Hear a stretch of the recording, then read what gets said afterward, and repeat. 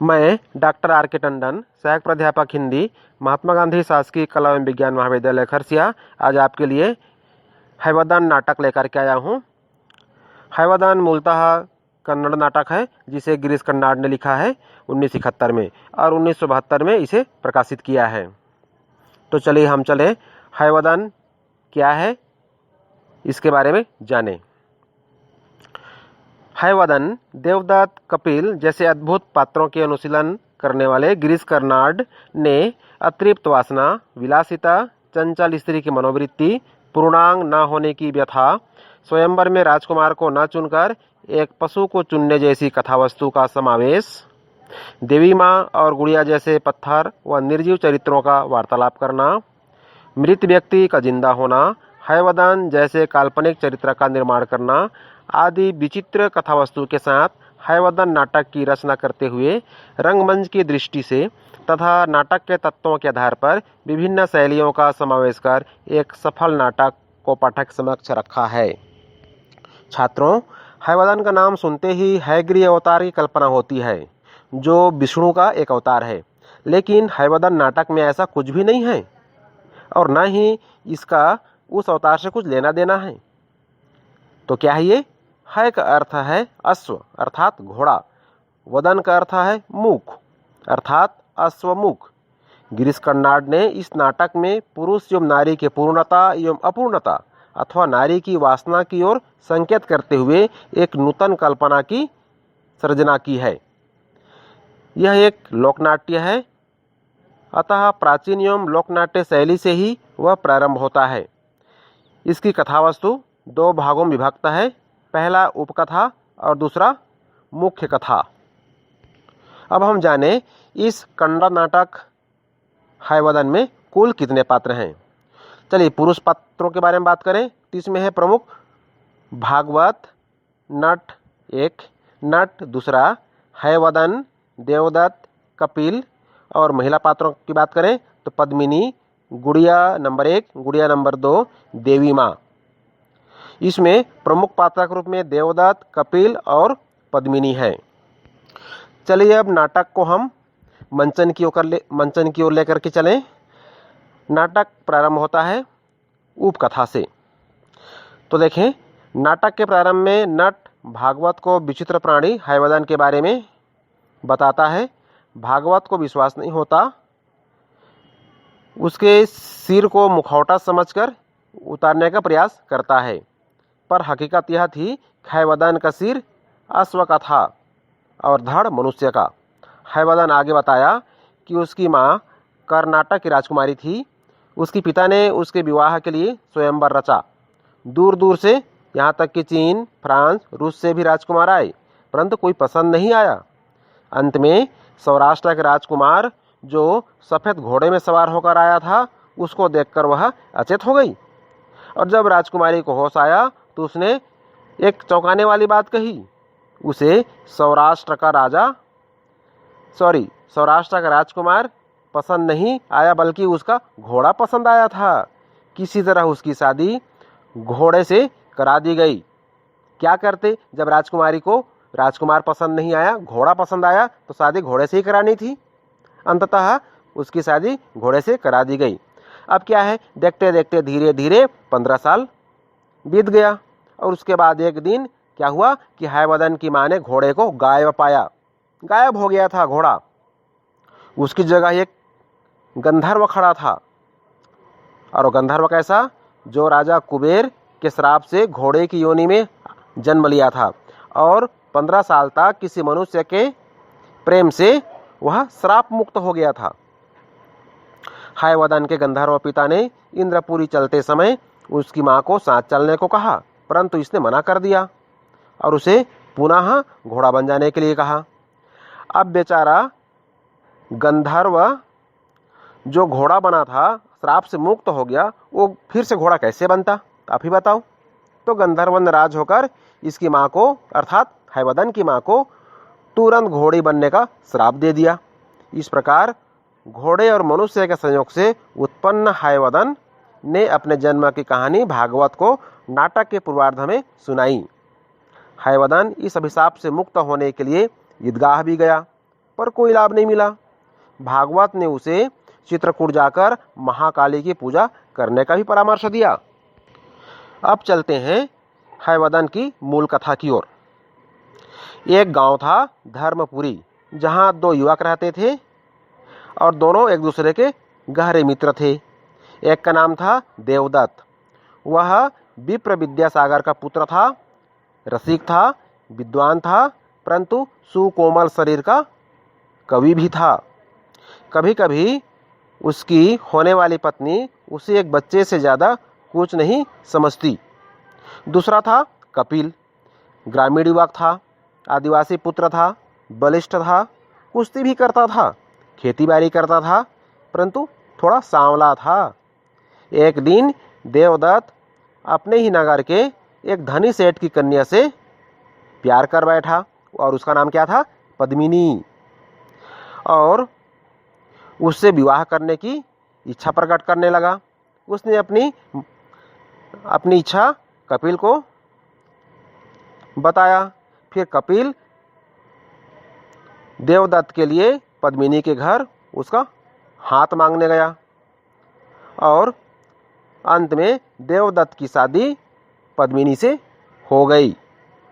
अब देवदत्त ने कपिल के उपकार को नहीं भूला।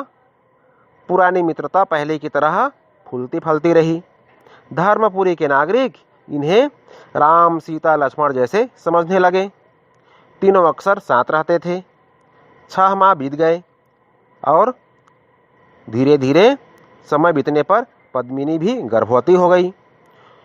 परंतु वह तो स्वच्छंद प्रकृति वाली नारी थी, रूप गर्विता थी। कपिल के बलिष्ठ तन को देखकर उस पर मोहित हो गई। देवदत्त इस पर ईर्ष्या करने लगा। एक दिन पद्मिनी के हठपूर्वक कहने पर उज्जैन जाने का कार्यक्रम बना।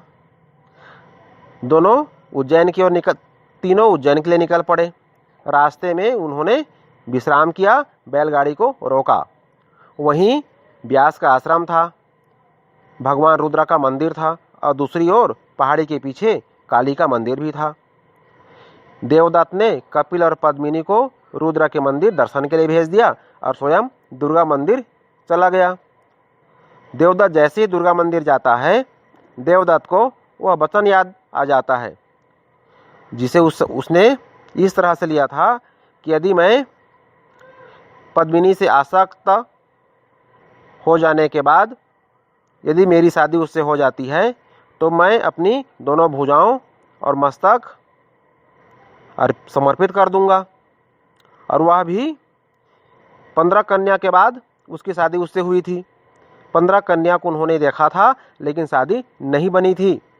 16वें कन्या के रूप में पद्मिनी से विवाह हुआ था। इसीलिए उसने एक वचन दे डाला था कि मैं दोनों भुजाओं को महाकाली को समर्पित कर दूंगा और मस्तक को भगवान रुद्र को समर्पित कर दूंगा। फिर क्या था, देवदत्त ने जैसे ही मंदिर गया उसे अपना वचन याद आ गया और तलवार से अपना सिर काट दिया। कपिल और पद्मिनी जैसे ही रुद्र मंदिर से वापस आए, देवदत्त को नहीं देख पाए। दोनों उसे खोजते खोजते महाकाली दुर्गा के मंदिर की तरफ गए। वहां देवदत्त की लाश को देखकर कपिल डर गया और वह भी अपना सिर काट लिया। अब क्या था, दोनों की लाश को देखकर पद्मिनी भी आत्महत्या करना चाहती थी। उसी समय देवी माँ की आवाज़ सुनाई देती है और आवाज़ में उसने जो भी कहा, उसने कहा कि पद्मिनी, तुम उनके सिरों को उनके धड़ से जोड़ दो, वो लोग जीवित हो जाए। ऐसे ही कुछ कहा। फिर क्या था, पद्मिनी भूल से कपिल के सिर को देवदत्त के धड़ से और देवदत्त के सिर को कपिल के धड़ से जोड़ दी और दोनों अलग अलग सिर के साथ जिंदा हो गए। अब दोनों पद्मिनी पर हक जमाने लगे, परंतु कपिल का धड़ वाला देवदत्त का हक पद्मिनी पर नियमतः बनता था। इसलिए देवदत्त पद्मिनी को अपने साथ घर ले गया। पद्मिनी बलिष्ठ तन व विद्वान मस्तिष्क पाकर खुश हो गई। कुछ दिनों तक कपिल धड़ वाला देवदत्त कुश्ती लड़ता था, तलवारबाजी भी करता था, परंतु बाद में विद्या अध्ययन करने लगा और शरीर पूर्ववत कोमल हो गया।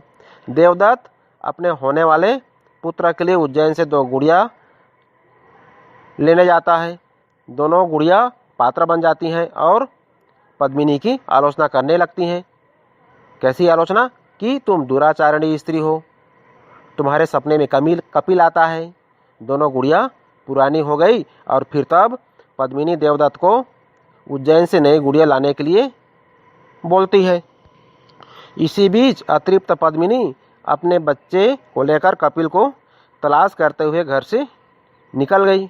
उधर कपिल को देवदत्त के कोमल धड़ के साथ प्रारंभ में परिश्रम करने में कठिनाई होती थी, बाद में परिश्रम करते करते बलिष्ठ हो गया। अचानक पद्मिनी को देखकर कपिल अवाक रह जाता है। कपिल पद्मिनी को लौट जाने के लिए बोला, परंतु पद्मिनी तो कपिल पर आसक्त रहती है और उसी समय देवदत्त गुड़िया लेकर वन में पहुंच जाता है। देवदत्त और कपिल में द्वंद्व युद्ध होता है। पद्मिनी देखती रहती है और दोनों द्वंद्व युद्ध करते करते मर जाते हैं। पद्मिनी पश्चाताप करती है कि दोनों जले, जिए, जूझे, गले लगे और मर गए। मैं चुपचाप खड़ी रही। मैं कहती चलो तुम दोनों के साथ रह लूँगी तो शायद दोनों अभी जीवित होते, पर मैं यह न कह सकी। जीवित रहते तो पशुओं की तरह लड़ते रहते, इसलिए मैं चुपचाप इन दोनों को मृत्यु की ओर ढकेलती रही।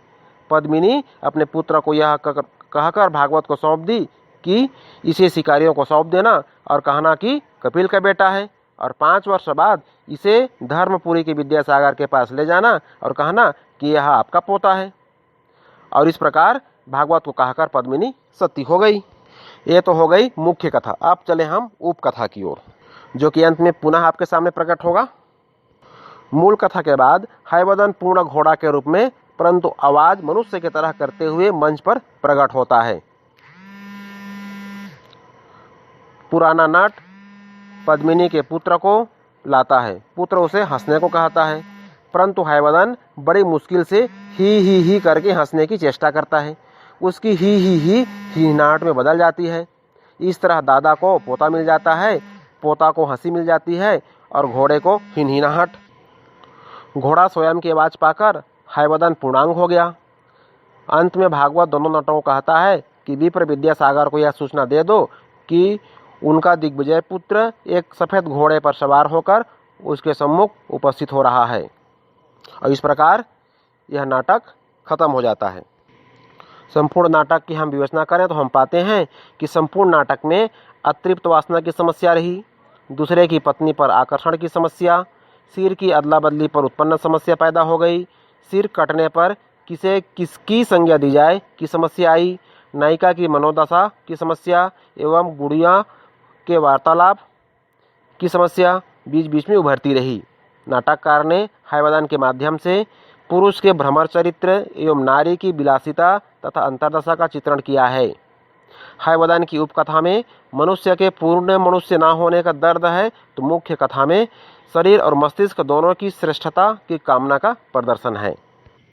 इस प्रकार हैवदन का सम्यक विवेचन के साथ साथ उसकी कथावस्तु पर हमने भी प्रकाश डाला। हम अगले ऑनलाइन अध्यापन में इसके प्रमुख पात्रों का चित्रण करेंगे, जैसे कपिल, देवदत्त और पद्मिनी। तो ठीक है प्रिय छात्रों, आज के लिए इतना। अगले कालखंड में हम पुनः आपके सामने आएंगे। तब तक के लिए धन्यवाद।